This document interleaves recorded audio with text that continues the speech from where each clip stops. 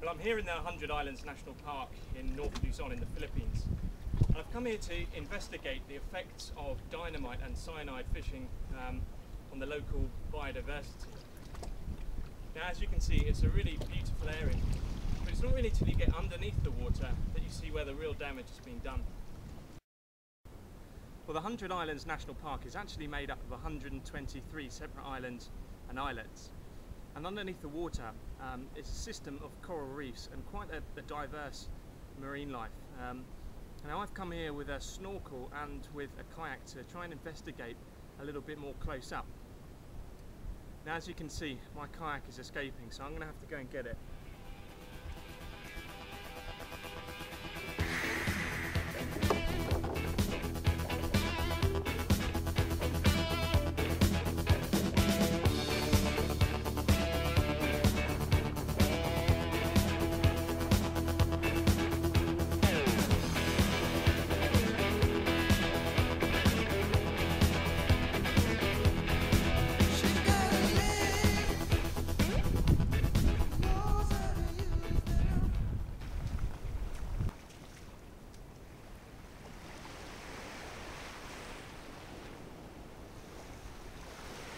Now, unfortunately, I don't have an underwater camera to show you what it's like on the coral reefs.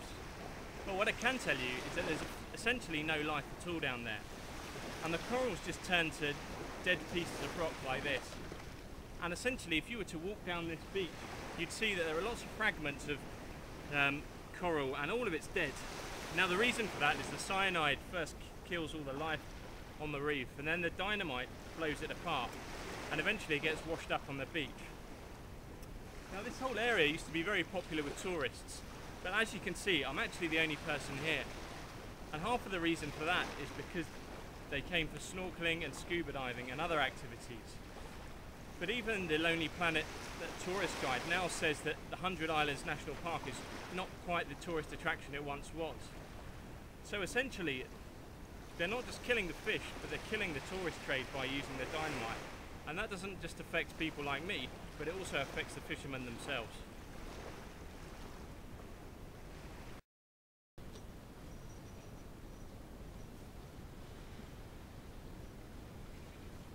Well, I've just been speaking to the fishermen on the other side of this bay, and they didn't actually want to be filmed themselves, but they said they know a lot of dynamite fishing goes on here, but they don't actually do any themselves. Now, I suspect it would be difficult to find anyone that actually admitted to dynamite fishing.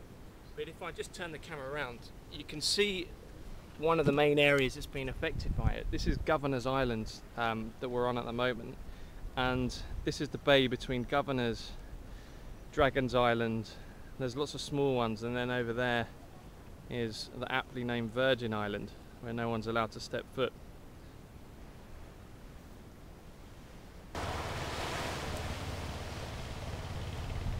Now, thankfully, it's not all bad news for the 100 Islands.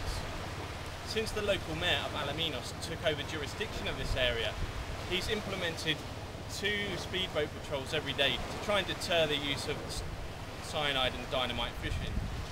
Now, whilst I haven't actually seen any of these patrols, it has to be said I haven't seen anyone fishing with dynamite either, at least not inside the national park. Another thing the mayor wants to do is to encourage tourists back to the area, and the hope is that the fishermen will use their boats to bring the tourists here rather than using them to fish with dynamite and cyanide. And it's spots like this that he really wants to bring them to. This is one of the last remaining areas of pristine coral reef that are actually inside the 100 Islands National Park. And I'm going to go and check it out now.